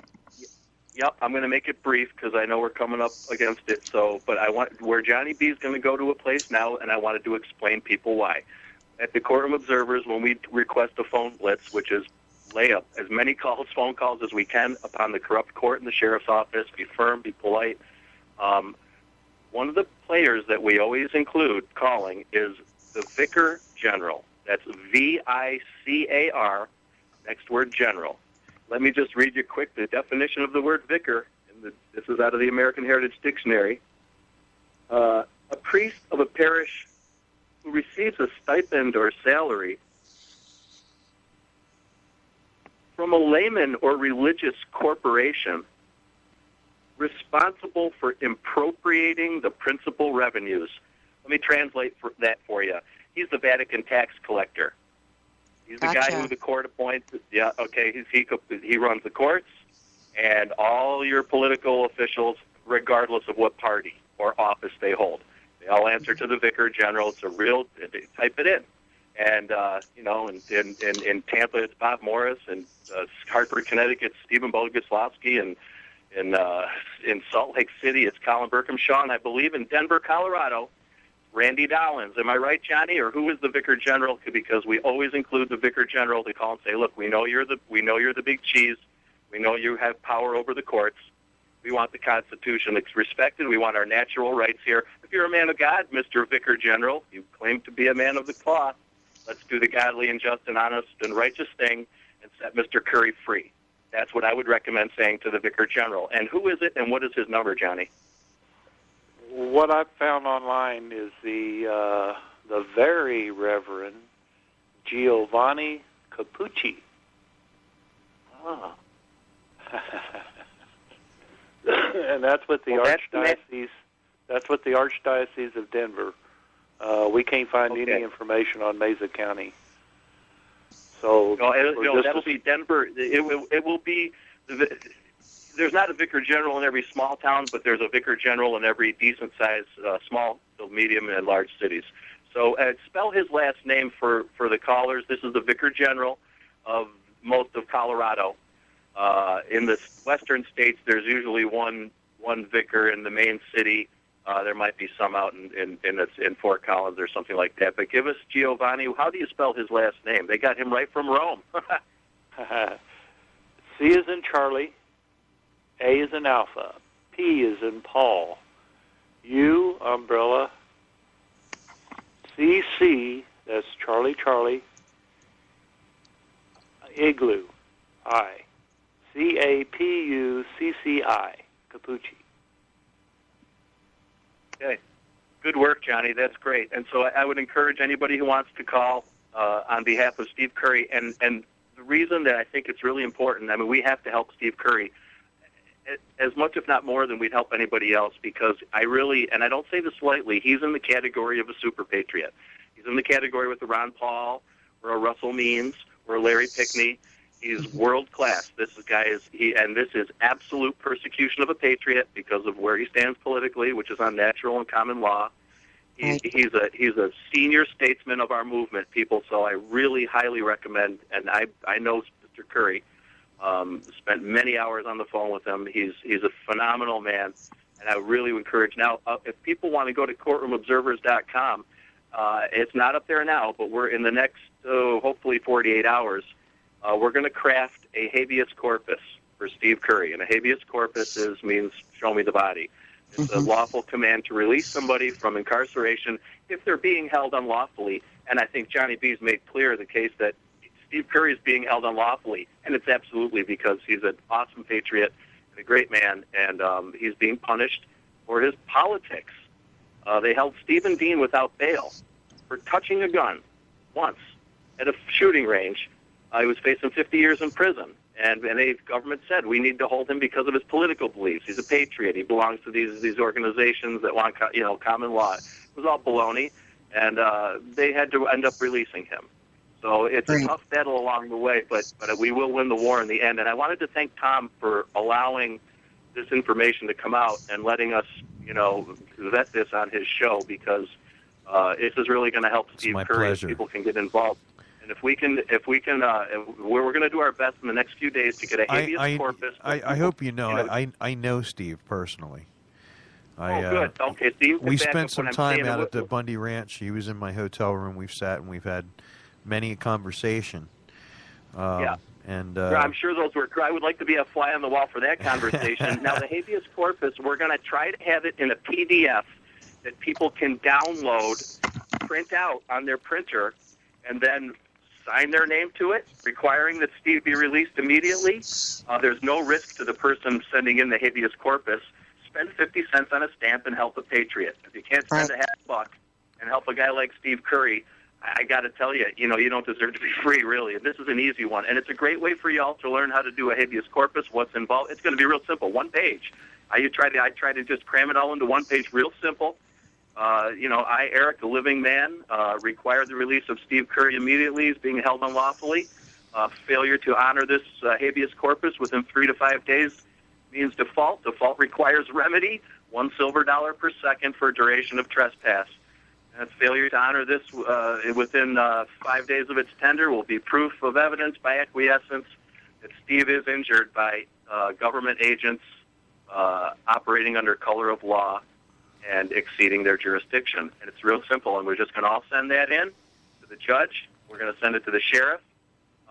Send it to the president of the Chamber of Commerce. Hit them in their wallet. Has anybody spoken? spoken? If you want, your people you're not going to get this anywhere else. So support this show, people. You're seeing activism on the hoof. Get involved. Print out a habeas corpus and send it in on the behalf of Steve Curry. And if we ever get around to enforcing this, which we will someday, $1 silver per second can really add up. Amen to that. One question is, has anyone reached out to Steve Curry's brother at all? No idea, Johnny? I wouldn't have a clue. I know we're working ourselves sideways to take care of Sandra, his wife. They're trying to foreclose on their property they have there in I believe it's Montrose County. Yeah, is where the farm at, and we've had. That was one disgusting development that we also. It's very similar to the Richard Reinheimer case. As soon as Steve got incarcerated, they went out and tried to seize his house. And Richard Reinheimer, as soon as he got 2 years for resisting arrest, which was just pulling his arm away from a cop, 2 years. They came. He went in on a Friday. Monday, they showed up and seized his farm and put his family out in the streets. That's the level of when I did it. Property? Here's how bad it is. BLM things that they're trying to get a hold of? Well, no, Lorri, I believe it's just more the jealousy of the judge, because when they incarcerated Sandra, shortly after they arrested Steve, they held her in booking for a week. Oh wow! Jeez, she was not an elderly woman, folks. Yeah, she did not. She was not allowed phone calls because she hadn't been processed. They didn't have to feed her. They didn't have to provide her any medical services. And she was just stuck in limbo. It's like going to purgatory. Yeah, Well, you hit the nail on the head there. All roads lead back to Rome. And they do, and the sad thing is this is happening all across our union, and people are done. They're tired of it, and people are waking up in such mass. And I'm not saying that I support or don't support Donald Trump, okay? But I'm going to give you an example of what I mean. People are lining up in droves to vote for him because they do not see him as establishment. He doesn't fit into that clique. Oh, my dear. Now, we know this is a corporation. Yep. So it really doesn't matter what's going on in D.C. I could care less. Nope. They can stay in their 10-mile 10 square miles, and keep I'll it. be happy. Keep it. But the reality is this is what the individuals who are not really truly aware of what they're really lining up for are doing this en masse because they see everybody else who's claiming, oh, I'm going to do this, and they're running for, quote-unquote, President of the United States, CEO of the corporation, and, they're going to do all these changes. Well, they didn't do the changes in Senate. They didn't stop the funding of terrorism in the Senate. They helped the funding, arming, training, and even fighting along with, quote-unquote, ISIS, which CIA factions. You can list it back to Al-Qaeda and Mujahideen. There's a very interesting, there's an interesting, I believe it's a Brian Lamb interview from 1994 or 1996 on CNN where they discussed that ISIS is Israeli and secret intelligence services, and they basically hire mercenaries, dress them up as Muslims, stir the pot. Of course, they never attack Israel. I've seen that happen. They're only attacking Christians. Define Israel. Right. Define Israel. Yes, right, thank you. You got me. No, you're right. It's a plot of land that's not. Thank you. We can go down. That's sand. I'll be happy to go there with you. It's I know right where you're coming from and where you're going on that, and we're in agreement. We are the living body of Jesus Christ, and that's just, my own personal faith. I don't know what yours is. It's the Holy Spirit, and it's the people scattered throughout. The tribes have been scattered throughout the world, so I don't believe it's exclusive to that plot of land. No. I think we're definitely in agreement on that. But I'll tell you, way above Israel and even the quote unquote Jewish thing, you're looking at the Vatican and the Vicar General. And it's what? Hold on a second. I think this is really. I'm glad that you brought that up. And at RBN we're kind of critical on certain things, but let's slide that aside for a minute. This is not really Judaism that we're talking about. What we are talking about, and this is so important, especially with these pillars of Baal being raised all over the country right now. This is not just a battle in this realm. It's a spiritual battle. It's an ideological battle. It's a battle on every single front we're being assaulted on. It really, truly, truly, truly is. Now, and when I say that, my father is a judge. You guys know that. He's a retired judge, and he retired in the Knights of Columbus Hall and all of that stuff. Anyway, he was a good man, though, and I will never besmirch it. I never will ever tarnish that from him.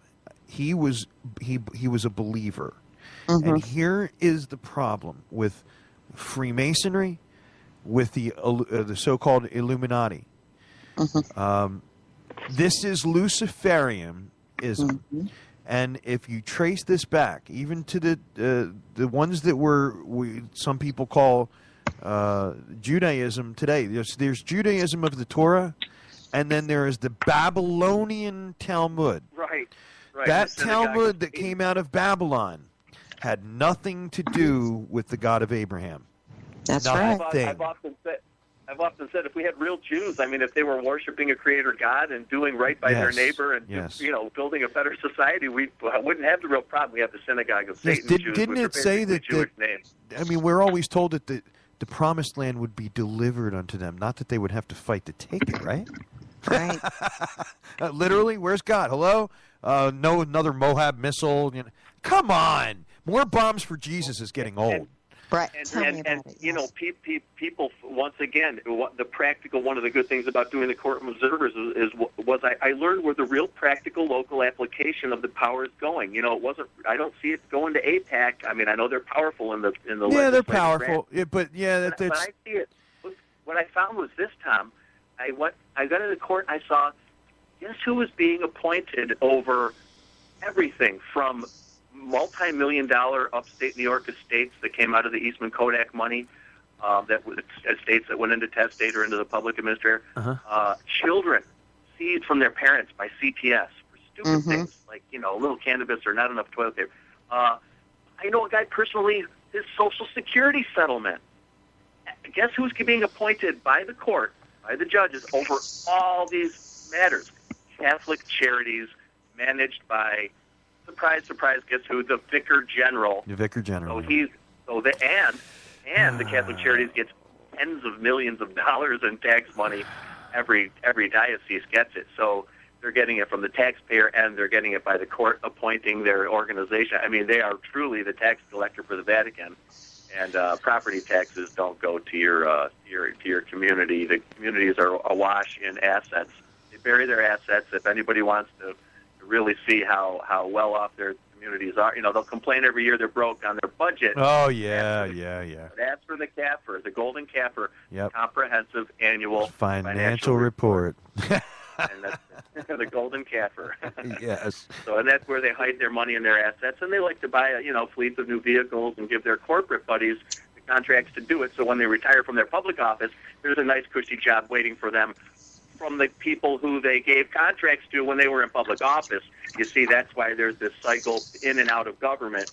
They just keep going right back, you know. So it's one giant revolving circle, and out of it. And it just draws resources from the producing public into the leeches that are members of the private club called the bar. And you're right. I have seen some judges really try hard to do the right thing. There are several who do that. Well, my father had the freedom in his tenure. He had the freedom to still do that, and as he was getting on to the end of his career, they started doing a lot of mandatory this, mandatory that, and they're tying the hands of the judges. Yeah, and nowadays, like you said, they're retiring the good people, and they're bringing in they're retaining the communist administrator mentality. Tom, and it really is. Break in here. Tom, thanks a lot for having us all on tonight. You were it's a real blessing to be able to get the word out there. And once again, I really hope people get involved with this Steve Curry case. Download habeas corpus, send it in on behalf of Steve, sign your name to it as the petitioner, and the petition by your name and petition for Mr. Steve Curry. I want to tell you something just for a second. You know, I have to apologize to my listeners because you're not going to know what I'm talking about. But one day, you and I are going to have a conversation, and you'll understand exactly. Well, just remember that you and I had this discussion right here. There's going to be a day where I'm going to tell you something that's going to knock you over. I have to set this up properly because, well, you'll understand soon. But I really, really appreciate you coming on the show and sharing the information that you have. You're welcome back anytime at all. I think that regardless of what else people believe, this is not an ideology and these are not beliefs that we believe in. They're facts, they're history, and their tradition that the cultural Marxism of today, from both sides, right and left, both arms of the same bird, flapping together, have brought on. And these parties, there is no parties, first of all. There's one party. The Trotsky, you can have your Trotsky Kool-Aid in the neoconservative party, or you can have your more Karl Marxist flavor of Kool-Aid in the other side. Either way, it's godless, it is immoral, degeneracy. Now, folks, remember I was talking to you about Baal. Okay, this is what they used to do. They used to sacrifice children to Moloch and Baal, and they used to have bisexual and homosexual rituals around the Still statue. doing it. Yeah, I get that. But I'm not going to the whole. I'm not even getting to Bohemian Grove yet. Yes, that's part of it. That's that they're cult. doing it here. Yes, we can touch everywhere. This on another, we can touch this on another show, but we uncovered. You mentioned the word before, Luciferians. Yes. And I and I wanted to jump in, but I didn't want to keep interrupting you. And No, go ahead. Go ahead. It's all right. There is absolutely, and a whole bunch of people out there know it, and there's only so much I can say right now because it involves the abuse of minors.